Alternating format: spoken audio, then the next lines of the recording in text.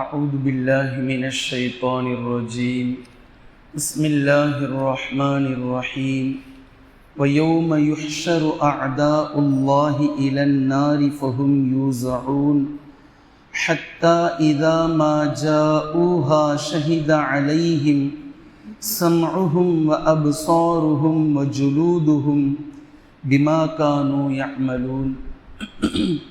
கண்ணியத்திற்குரிய அல்லாஹ்வின் அடியார்களே, சூரா ஹாமீம் அஸ்-சஜ்தாவை நாம் பார்த்து வருகின்றோம். அதில் இதுவரை 18 வசனங்களை 2 ருக்கூகளை பார்த்து முடித்திருக்கின்றோம்.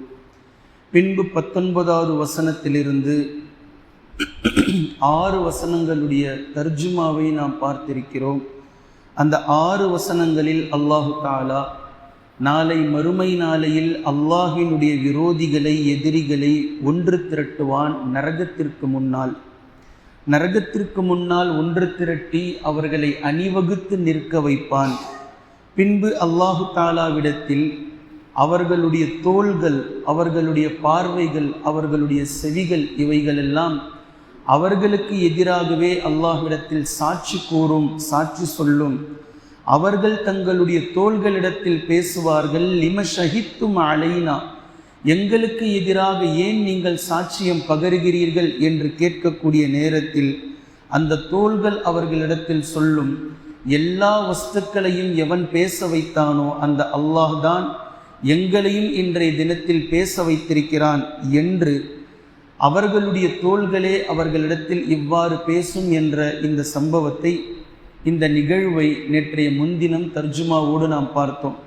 இப்போது இந்த இடத்தில் உன்னிப்பாக நாம் கவனிக்க வேண்டிய ஒன்று, வயௌம யுஹ்ஷரு அஅதாஉல்லாஹி இலன் நார், நரகத்தின் பக்கம் அல்லாஹ்வினுடைய எதிரிகள், விரோதிகள் ஒன்று திரட்டப்படுவார்கள் என்று சொல்லப்படக்கூடிய இந்த இடம், அஅதாஉல்லாஹ், அல்லாஹ்வினுடைய எதிரிகள், விரோதிகள் என்ற இந்த பதம் உண்மையில் ஒரு முத்தஷாபிஹாத்.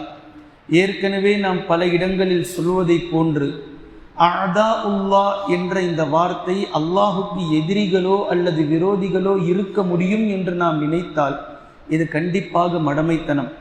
அல்லாஹ்வை மிகைத்தவர்களோ அல்லாஹ்விற்கு நிகரானவர்களோ கண்டிப்பாக நிச்சயமாக யாரும் இருக்க முடியாது, இருக்கவும் கூடாது. அல்லாஹ் ஒருவன் மாத்திரம்தான் ஆற்றல் மிகுந்தவன், அவனுக்கு நிகரானவன் அவன் மட்டும்தான். அப்படி இருக்கும் பட்சத்தில் அல்லாஹினுடைய எதிரி என்றோ அல்லாஹினுடைய விரோதி என்றோ யாரும் இல்லை. மாற்றமாக அல்லாஹு தாலா இப்படி அல்லாஹ்வின் விரோதிகள், எதிரிகள் என்று சொல்வதென்பது அல்லாஹ் எதை செய்ய சொன்னானோ அதற்கு மாற்றமாக எவர்கள் நடப்பார்களோ அவர்களை அல்லாஹ் இங்கு அல்லாஹ்வினுடைய விரோதி என்று பேசுகின்றான். இது ஒரு மொழி வழக்காடல். உதாரணத்திற்கு தூதர்களை புறக்கணிக்கக்கூடிய நேரத்தில் மிக தெளிவாக குர்ஆனுடைய வசனங்களும் பேசுகின்றது. அவர்களும் பேசினார்கள், மறுத்தவர்களும் பேசினார்கள். நாங்கள் எங்கே தூதரை மறுக்கிறோம், தூதர் கொண்டு வந்திருக்கக்கூடிய தூதுவத்தை தான் மறுக்கிறோம் என்று அவர்களும் தெளிவாக சொன்னார்கள். இந்த வார்த்தையை அபூஜஹலும் சொன்னான் பத்ர் களத்தில். முஹம்மது நபி ஸல்லல்லாஹு அலைஹி வஸல்லம் அவர்கள் பொய்யுரைப்பார் என்று நீங்கள் கருதுகிறீர்களா? அவர் கொண்டு வந்திருக்கக்கூடிய செய்தி தவறானது, பொய்யானது என்பதை நீங்கள், அவர் பொய் சொல்கிறார் என்று நீங்கள் நினைக்கிறீர்களா என்று கேட்டபோது அபூஜஹலும் கூறினான், 40 வருடங்களாக அவரை நாம் பார்த்து வருகின்றோம். இப்போது 50 வருடங்கள் ஆகிவிட்டது. அவர் பொய் சொல்லி என்று நாம் செவிமடுத்தோம். அவர் பொய் சொல்லலை, அவர் உண்மையைத்தான் பேசுகின்றார். ஆனால் அவர் கொண்டு வந்திருக்கக்கூடிய மார்க்கத்தில் எங்களுக்கு பிரச்சனை இருக்கின்றது. ஆனால் அவர் சொல்வதில் உண்மை இருப்பதை போன்று நான் உணர்கின்றேன் என்று நபி ஸல்லல்லாஹு அலைஹி வஸல்லம் அவர்கள் வாழ்ந்த வாழ்க்கையே அவர்களுக்கு ஆதாரமாக இருந்தது. இதை அல்லாஹும் இப்படித்தான் பேசுகின்றான். நபியே, அவர்கள் உங்களை மறுக்கவில்லை, நீங்கள் கொண்டு வந்திருக்கக்கூடிய மார்க்கத்தை வெறுக்கிறார்கள்.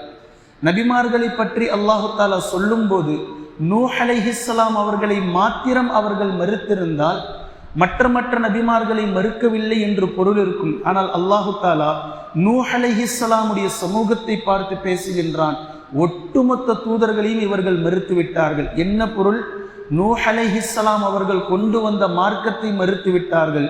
நூஹ் அலைஹிஸ்ஸலாமுடைய மார்க்கத்தை மறுத்தால் என்ன, ஆதம் அலைஹிஸ்ஸலாம் அவர்களுடைய மார்க்கத்தை மறுத்தால் என்ன, இப்ராஹிம் அலைஹிஸ்ஸலாம், ஹூத் அலைஹிஸ்ஸலாம், சாலிஹ் அலைஹிஸ்ஸலாம் யூசுப் அலைஹிஸ்ஸலாம், யாக்கூப் அலைஹிஸ்ஸலாம் என எல்லா இறை தூதர்களுடைய மார்க்கமும் ஒன்றுதான். அப்போ ஒரு இறை தூதருடைய மார்க்கத்தை நீங்கள் மறுத்தால் ஒட்டுமொத்த இறை தூதர்களுடைய மார்க்கத்தையும் நீங்கள் மறுக்கிறீர்கள் என்பதுதான் பொருள். இதே போன்ற மொழி வழக்காடலில் தான் அல்லாஹு தஆலா இங்கு அஅதா உல்லாஹ் என்றால் அல்லாஹுக்கு உண்மையில் எதிரில் நிற்கக்கூடிய எதிராளியோ விரோதியோ எவரும் இல்லை. மாற்றமாக அல்லாஹ் சொன்னதற்கு மாற்றமாக எவர் நடப்பாரோ, அல்லாஹ் எந்த சட்ட திட்டங்களை வகுத்து தந்தானோ அதற்கு மாற்றமான துணியில் எவர்கள் தாங்கள் யோசிப்பார்களோ இப்படிப்பட்டவர்களை அல்லாஹு தஆலா இந்த இடத்தில் இந்த தீனுக்கு விரோதிகள், இந்த மார்க்கத்தின் விரோதிகள் என்று அல்லாஹு தஆலா பேசுகின்றான். இதை நாம் உன்னிப்பாக கவனிக்க வேண்டும். இப்போது இந்த அஅதா உல்லாஹ் என்பதற்கு பல இடங்கள் குர்ஆனிலே நமக்கு பேசுகின்றது. இப்போது இந்த காலகட்டத்திற்கு நாம் தெரிந்து கொள்ள வேண்டிய மிக முக்கியமான அஅதா உல்லாஹ், அல்லாஹினுடைய எதிரிகள் விரோதிகள் யார் என்பதை அல்லாஹ்வே நமக்கு புரிய வைக்கின்றான். சூரத்துல் மாஇதாவில் நீங்கள் பார்க்கலாம், லதஜிதன்ன அஷத்தன் நாஸி அதாவத்தல் லில்லதீன ஆமனுல் யஹூத் வல்லதீன அஷ்ரகு. விரோதிகள் என்றால் அல்லாஹுக்கு யாரும் விரோதிகள் இல்லை. உண்மையான முஃமின்களுக்கு யார் விரோதிகளோ, உண்மையான முஃமின்களுக்கு யார் எதிரிகளாக இருப்பார்களோ அவர்களைத்தான் அல்லாஹு தஆலா இந்த இடத்தில் விரோதிகளாக கொண்டு வருகின்றான். நபியே, நீங்கள் பார்க்கலாம், உண்மையான முஃமின் கொண்டவர்களுக்கு பகிரங்கமான விரோதிகளாக நீங்கள் பார்க்கலாம். யாரை? அல் யஹூத், யஹூதிகளையும், வல்லதீன அஷ்ரகு, முஷ்ரிக்கீன்களையும், இணை வைப்பாளர்களையும், யஹூதிகள் யூதர்கள் ஜூஸையும் முஃமின்களுக்கு பகிரங்கமான விரோதிகளாக இருப்பதை நபியே நீங்கள் காணலாம். இது சூரத்துல் மாஇதா. உண்மையில் யஹூதிகளை இங்கு அல்லாஹு தஆலா அதாவா, விரோதிகள், முஃமின்களின் விரோதிகள் என்ற வார்த்தையை கொண்டு வந்து புழங்குகின்றான். இது மிக கடினமான வார்த்தை, கடுமையான வார்த்தை. முஃமின்கள் ஒவ்வொரு கட்டத்திலும் யூதர்களிடமிருந்து எச்சரிக்கையாக இருக்க வேண்டும். எதில் நட்பு வைக்க வேண்டுமோ அத்தோடு அதை நிறுத்தி கொண்டு மார்க்கத்தின் அடிப்படையில் மிக சரியானவர்களாக அவர்களிடத்தில் இருந்து காட்ட வேண்டும் என்பதை அல்லாஹு தஆலா இந்த இடத்தில் நமக்கு தெளிவாக புரிய வைக்கின்றான். எல்லை மீறியவர்கள் இவர்கள், இவர்களுடைய சேட்டை மிக கடினமானது. ஃபிரௌன் அல்லாஹினுடைய எதிரிதான். அதே போன்ற ஆது, சமூது, இது போன்ற கூட்டத்தார்கள், இவர்களை பற்றி அல்லாஹு தஆலா பேசுகின்றான். லூத் அலைஹிஸ்ஸலாம் அவர்களுடைய சமூகம், இந்த பட்டியலில் கடைசியான அந்த சமூகம்.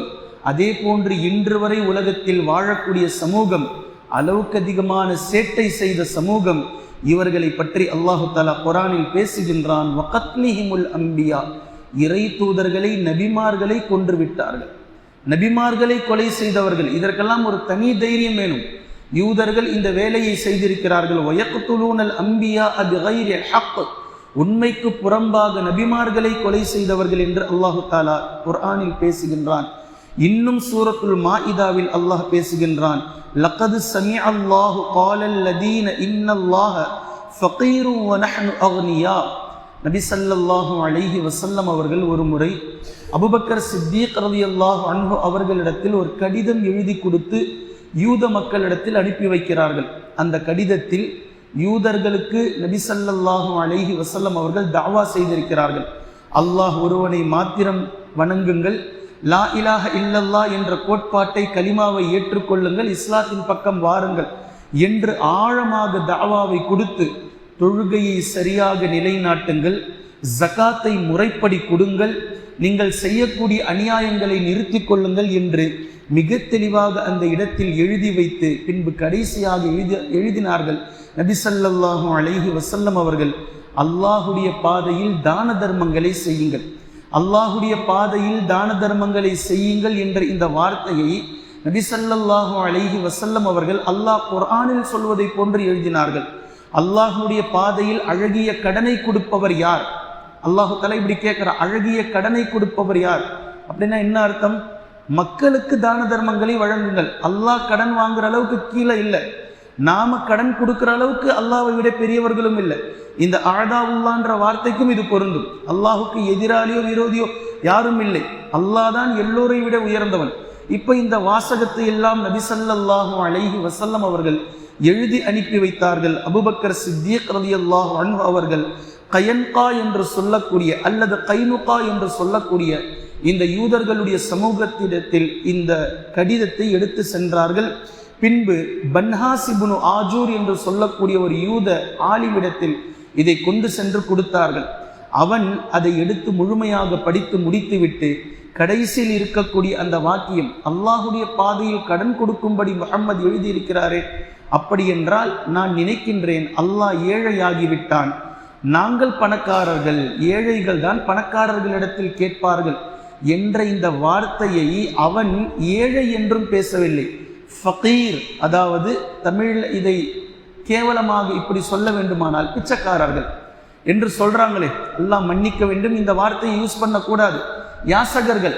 ஆனால் அவன் ஏளனமாக இப்படி பேசினான், அல்லாஹ் பிச்சைக்காரனாயிட்டான், நாங்கள் செல்வந்தர்கள், நாங்கள் எங்களிடத்தில் அல்லாஹு தஆலா வாங்குகின்றான் என்ற வார்த்தையை இந்த பன்ஹாஸ் இப்படி பயன்படுத்தியதும் அபூபக்கர் சித்திக் ரலியல்லாஹு அன்ஹு அவர்களுக்கு மிக கடினமாக கோபம் வந்து கன்னத்தில் ஓங்கி அறைந்து விட்டார்கள் அவனை. பின்பு இந்த வழக்கு பன்ஹாஸ் நபி ஸல்லல்லாஹு அலைஹி வஸல்லம் அவர்களிடத்தில் சென்று முறையிட்டான். இப்படி நீங்கள் அனுப்பிய தூதர் என்னை அடித்து விட்டார் என்று அவர் முறையிட்டதற்கு பின்னால் நபி ஸல்லல்லாஹு அலைஹி வஸல்லம் அவர்கள் இந்த விஷயத்தை விசாரித்தார்கள். அபூபக்கர் சித்திக் ரலியல்லாஹு அன்ஹு அவர்கள் நடந்த விஷயத்தை கூறும்போது அந்த யூதா அந்த யஹூதி அதை மறுத்தான். நான் அப்படிலாம் சொல்லலை, நான் அப்படி பேசவே இல்லை என்று இவன் மறுத்த நேரத்தில் நபி ஸல்லல்லாஹு அலைஹி வஸல்லம் அவர்கள் மௌனமாக இருந்தார்கள். உடனே ஜிப்ரீல் அலைஹிஸ்ஸலாம் அவர்கள் இறங்கினார்கள். சூரத்துல் மாஇதாவினுடைய இந்த வசனத்தை கொண்டு வந்தார்கள். லக்கது சமிஅ அல்லாஹு காலல் லதீன இன்னல்லாஹ ஃபகீரு வ நஹ்னு அக்னியா. யூதர்கள் பேசிய வார்த்தை, திட்டவட்டமாக அல்லாஹு தஆலா ஃபகீர், நாங்கள் செல்வந்தர்கள் என்று பேசிய இந்த வார்த்தையை அல்லாஹ் செவிமடுத்து விட்டான் என்று சூரத்துல் மாஇதாவில் இருக்கக்கூடிய 64வது வசனத்தை ஜிப்ரீல் அலைஹிஸ்ஸலாம் அவர்கள் கொண்டு வந்து இறக்கினார்கள். இந்த யூதர்களுடைய இந்த வரிகளும் இந்த வார்த்தைகளும் இது அல்லாஹினுடைய கடுமையான கோபத்தை சம்பாதிப்பதற்கு இது வழிவகுத்து கொண்டே இருந்தது. அல்லாஹினுடைய கடுமையான கோபத்திற்கு அவர்கள் ஆளாகி கொண்டே இருந்தார்கள். இந்த ஆதாவுல்லாவுடைய பட்டியலில் யூதர்கள் முன்னிலையில் வகிக்கிறார்கள். இன்னும் அல்லாஹு தஆலா யூதர்களை பற்றி சில விஷயங்களை பேசுகின்றான். இன்ஷா அல்லாஹ் அதை நாம் தொடர்ந்து பார்க்கலாம். குர்ஆனையும் ஹதீஸையும் தெளிவாக விளங்கக்கூடிய நன்மக்களாகவும் அதை நடைமுறைப்படுத்தக்கூடிய மக்களாகவும் அல்லாஹ் நம்மை ஆக்குவானாக. சுப்ஹானக்கல்லாஹும்ம பிஹம்திக அஷ்ஹது அல்லா இலாஹ இல்லா அன்த அஸ்தக்ஃபிருக வ அத்தூபு இலைக்.